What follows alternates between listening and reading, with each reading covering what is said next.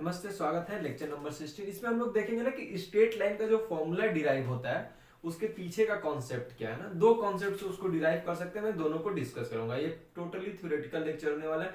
जितने ये सारे आगे के लेक्चर आने वाले हैं ना वो मोस्टली थ्योरेटिकल होने वाले हैं। इसमें तुमको समझना है कि वो ज्योमेट्री को तुमको फील करना है कि ज्योमेट्री कह रहा है तो कैसे कर रहा है। यदि वो उतना समझ गए तो इसमें ज्यादा क्वेश्चन करने की जरूरत नहीं है।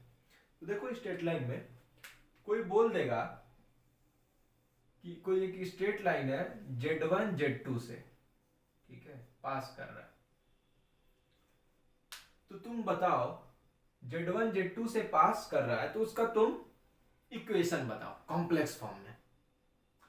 तो कोई भी जनरली किसी भी चीज का लाइन माना जाता है तो अपने यहाँ पे एक Z मान लेते हैं आर्बिट्री। स्ट्रेट लाइन में भी यही करते थे। स्ट्रेट लाइन में क्या करते हैं, कुछ नहीं दिया रहता तो XY मान लेते हैं ना, तो एक अपने से Z मान लेते हैं। उसी में तो चाहिए मुझे इक्वेशन। तो मैं बोलूंगा कि इसका जो दोनों के बीच एंगल होगा आर्गुमेंट, और इन दोनों के बीच जो एंगल होगा, क्या दोनों सेम होगा? क्या मैं सही हूं? बिल्कुल। इस लाइन का जो एंगल है और इस दो लाइन का एंगल है क्या सेम है? तो क्या मैं ये लिख सकता हूं कि argument of Z minus Z2, ठीक, is equal to argument of Z minus Z2, मतलब कि इधर की तरफ। क्या मैं इसको लिख सकता हूं आर्गुमेंट ऑफ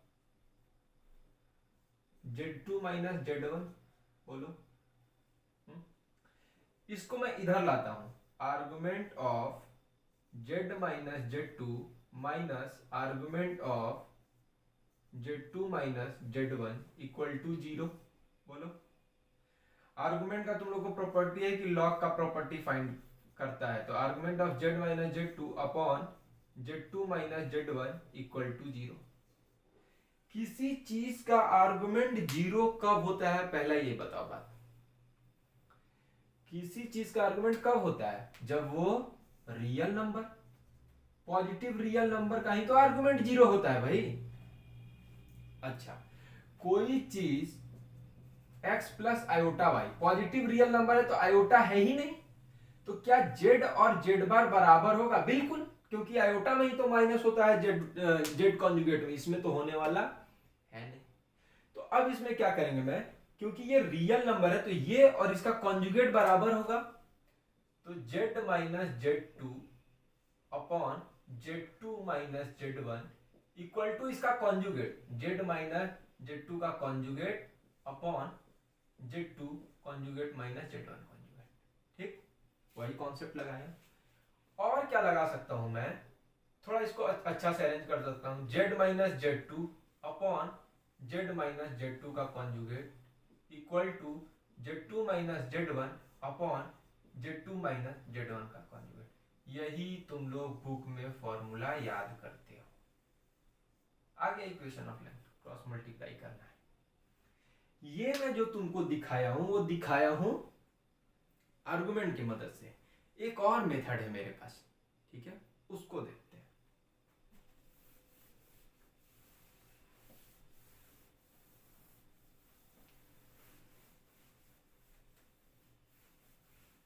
मैं क्या बोल रहा हूं यार कि ये z माइनस Z2 कोई एक वेक्टर है, इसको वेक्टर की तरह ट्रीट कर सकते हो। जैसे हम लोग वेक्टर ट्रीट करते हैं ना, x1 कोई भी मान लो a b, तो जो वेक्टर होगा a माइनस b, इसको वेक्टर की तरह ट्रीट कर सकते हो।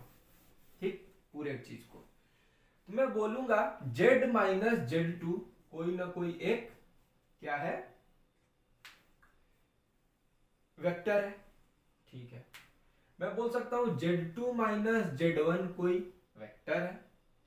यदि मैं इस वेक्टर को इसके मॉड से डिवाइड कर दूं, क्या मुझे ये वेक्टर का यूनिट वेक्टर मिल जाएगा?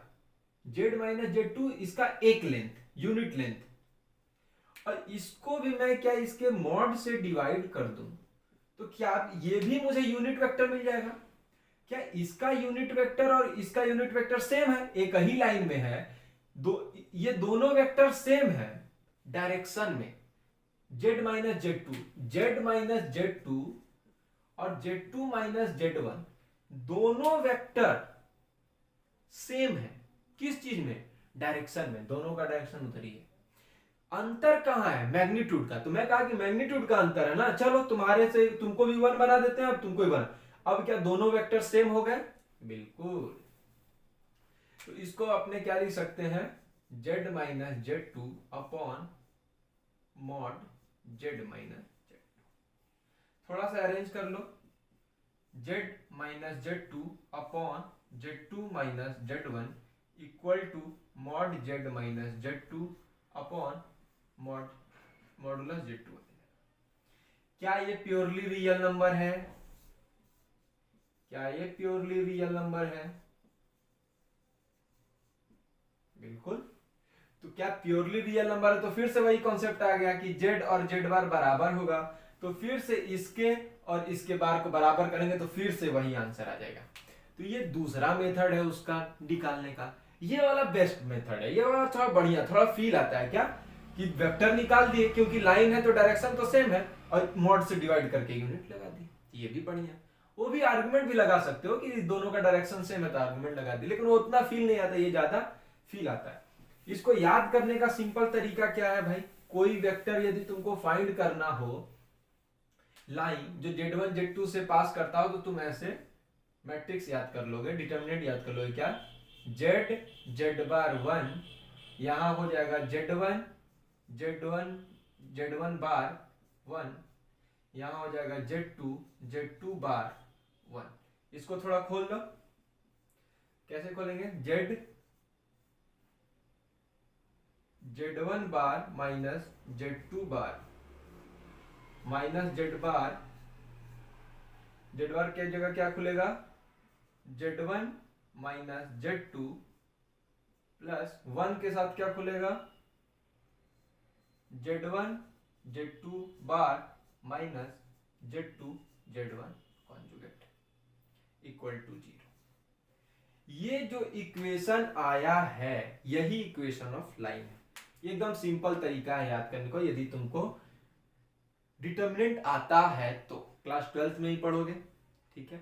नहीं भी आता है तो प्रीवियस दोनों मेथड से तुम लाइन का इक्वेशन ढूंढ सकते हो। बता दिया हूं दो तरीके से, आर्गुमेंट का हेल्प ले लो, मन करे तो मॉड का हेल्प ले लो, कोई दिक्कत नहीं है। इसको मैं थोड़ा अच्छा बनाना चाहता हूं। क्या अच्छा बनाना चाहता हूं? थोड़ा इसको देखो, आयोटा से हर जगह मल्टीप्लाई कर दो। z आयोटा z1 बार माइनस z2 बार माइनस z बार iota z1 minus z2 plus iota z1 z2 बार माइनस z2 z1 बार z1। ठीक।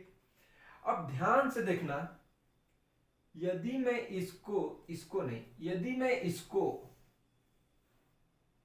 पूरे माइनस आइटम, इसको प्लस ले लो यहां माइनस, यदि मैं पूरे इसको a मानू, कोई एक कॉम्प्लेक्स नंबर a मानू, तो इस चीज को मैं क्या लिख सकता हूं? क्या ये a कॉन्जुगेट है? ध्यान से देखो, माइनस z1 पे कॉन्जुगेट माइनस z2 पे कॉन्जुगेट, और इसको टोटल को क्या मान लो? b मान लो। तो देखो एक बहुत बढ़िया सा दिखने वाला फॉर्म बन जाएगा। क्या? z a conjugate plus z conjugate a plus b equal to 0। इसको याद करने की जरूरत नहीं है, बहुत लोग याद करते हैं।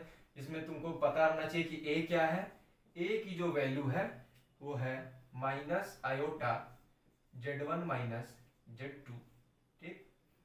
और यहाँ पे a कॉन्जुगेट की क्या वैल्यू है? a कॉन्जुगेट तो निकाल ही लोगे यहीं से डायरेक्ट माइनस करके। b की वैल्यू इंपॉर्टेंट है, क्या है? Iota z1 z2 conjugate minus z2 z1। ये पढ़ते हैं बच्चे, कुछ नहीं है, सिंपल है, आयोटा से मल्टीप्लाई करके, ताकि कुछ इसके कॉन्जुगेट में एक अच्छा सा दिखने लगे। ये इसमें a और b की वैल्यू z1 z2 से अपने निकाल सकते हैं, क्योंकि z1 z2 तो दिया ही होगा, तो हम लोग डायरेक्ट अब ऐसे लिख सकते हैं z a bar plus z a conjugate plus z conjugate a plus b। इसमें तुमको पता होना चाहिए कि a b क्या होता है, क्योंकि z1 z2 की वैल्यू तुमको पता है, लेकिन ये थोड़ा मुश्किल है याद करना। अच्छा, इसी से इतना तो हो गया, ये सारा डिराइव हो गया। यदि मुझे बोला जाए, यदि कोई पॉइंट दे दे, एक्स वाई कोई भी पॉइंट दे दे, बोले कि इस पे डिस्टेंस निकालो, तो पहले तो तुम क्या करना, जैसे हम लोग लाइन में पढ़े ना, A X plus B Y plus C equal to 0, तो यहाँ पे एच कॉमा के मान लो अलग ले लेते हैं, तो हम लोग को डिस्टेंस निकालना तो ए एच प्लस बी के प्लस सी अपॉन रूट ए स्क्वायर प्लस बी स्क्वायर लगाते हैं, तो इसको ही पहले उस फॉर्म में बना देना। कैसे बनाओगे, तो जेड के जगह पे एक्स प्लस आयोटा वाई रख देना, ठीक है, और उसके में एच के रख देना, एकदम सिंपल हो जाएगा। तो ये बात रही स्ट्रेट लाइन की। जब स्ट्रेट लाइन की बात हो ही गई है तो बाइसेक्टर की भी बात कर लेते हैं कि बाइसेक्टर का इक्वेशन क्या होगा, ताकि हम लोग को बाद में करना भी रहे तो सिर्फ क्वेश्चन करना रहे, कुछ और नहीं। ध्यान दो, यदि कोई बोले कि कोई एक दो वेक्टर है z1 z2, तुम्हें इसका बाइसेक्टर का इक्वेशन ढूंढना है, ठीक, परपेंडिकुलर बाइसेक्टर। तो कैसे इक्वेशन ढूंढेंगे, इस पे कोई जनरल पॉइंट z होगा, तो इसके में क्या रिलेशन है, इस लाइन पे मैं जाऊंगा तो कुछ रिलेशन है क्या, यहां भी रहूं तभी वो रिलेशन ना बदले, यहां रहूं तभी भी वो रिलेशन ना बदले, यहां रहूं तभी वो रिलेशन बदले, क्या रिलेशन बन रहा है, रिलेशन ये है कि यदि मैं यहां हूं तभी भी इससे डिस्टेंस और इससे डिस्टेंस सेम होगा। परपेंडिकुलर बाइसेक्टर मतलब तो यही तो होता है कि ये इक्वल ये common 90 degree, S A S से कॉन्ग्रुएंट। यदि इस पॉइंट होगा तभी भी इसका दूरी और इसका दूरी सेम होगा, यदि ये पॉइंट होगा तो इसका डिस्टेंस सेम होगा। मतलब ये पता चल गया कि परपेंडिकुलर बाइसेक्टर पे हम लोग ऊपर से लेके नीचे तक चल जाए कहीं भी, तो इसका डिस्टेंस और इसका डिस्टेंस सेम होगा।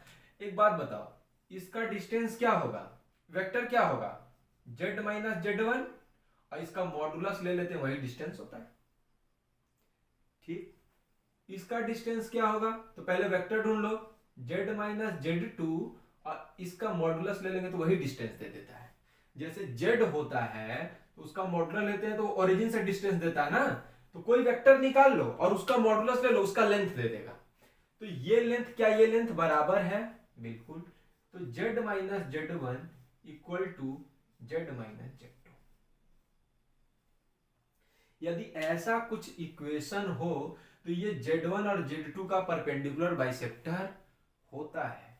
यहां पे मैं तुमको कुछ और फील कराता हूं कि कॉम्प्लेक्स नंबर में बहुत जगह ऐसा दिया रहेगा, इसका मतलब बताना। तो z minus 1 equal to z minus 2, कितने बच्चे क्या करेंगे, z equal to x plus iota y रखेंगे, तो यहाँ पे क्या आ जाएगा, x plus iota y minus 1 equal to x plus iota y minus 2, modulus का इक्वेशन लिखेंगे तो x माइनस 1 का whole square plus y square equal to x minus 2 का whole square plus y square, y square से Y square काटेंगे, x square इधर आएगा plus 1 minus 2x, x square plus 4 minus 4x, x square से x square cut गया, उधर आ जाएगा, तो कितना आ गया 2x, उधर आ गया 3x इक्वल टू 3/2।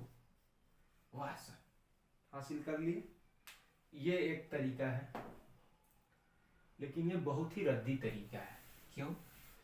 क्योंकि अभी मैं बताया हूं यदि दो मॉडुलस बराबर होते तो ये सिंपली बताता है कि z1 और z2 का परपेंडिकुलर बाइसेक्टर है। अब एक बात बताओ भैया, ये पॉइंट कौन से हैं, 1 और 2, ये लो रहा 1 और ये रहा 2। अब तुम ही बताओ इसका परपेंडिकुलर बाइसेक्टर कहां जाएगा, ये पॉइंट क्या है, 3/2x इक्वल टू आंसर।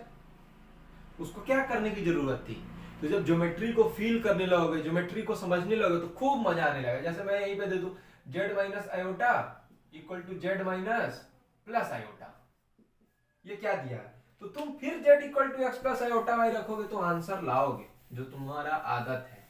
लेकिन मैं इसको करना चाहूं तो मैं क्या लिखूंगा कि एक है भैया आयोटा, मतलब यहां पे, एक है माइनस आयोटा, मतलब यहां पे।